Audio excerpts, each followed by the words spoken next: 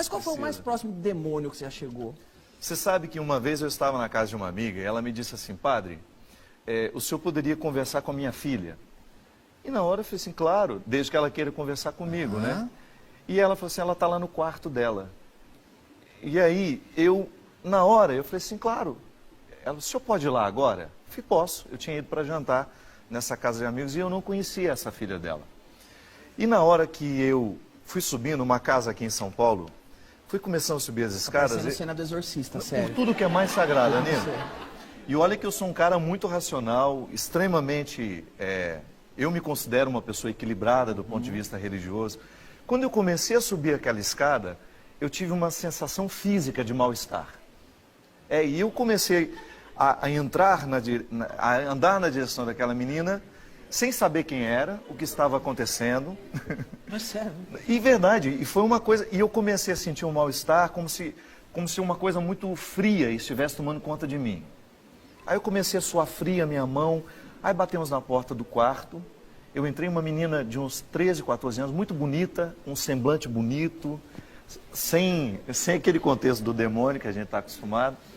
E aí a mãe dela saiu, o padre Fábio quis te conhecer, falou o nome dela. Aí ela, que bom, padre, eu também queria conhecer o senhor.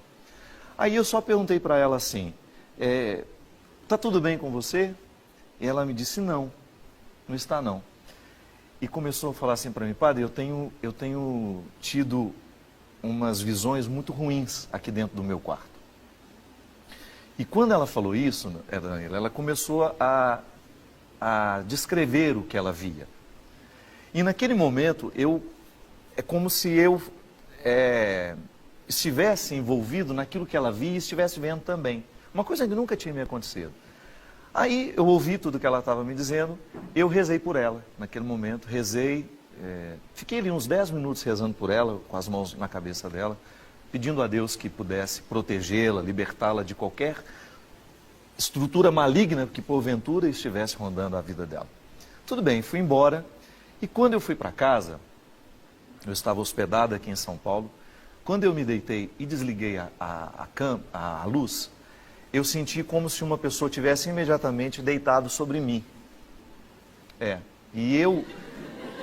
Sabe quando você... Tá falando do demônio, vocês estão rindo? Não, foi uma experiência que eu contei isso para algumas pessoas, nunca falei isso publicamente, mas eu senti e eu não consegui me levantar. A sensação foi tão presente que eu não consegui me levantar.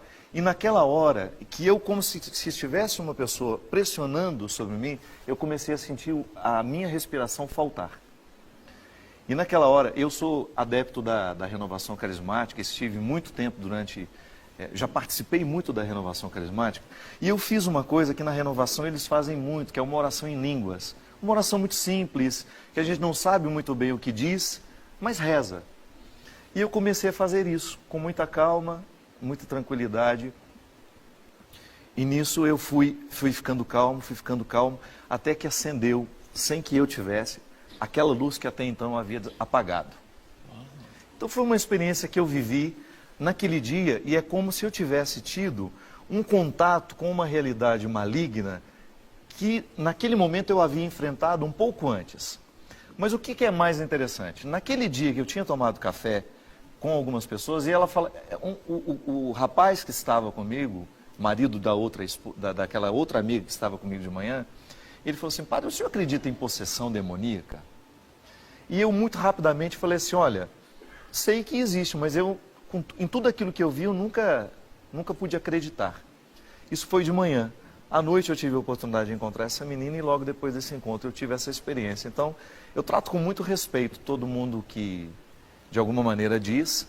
Quando você percebe que não existe ali uma histeria, existem algumas pessoas que realmente, eu acho que, enfim, são mistérios que a gente não sabe identificar. Claro.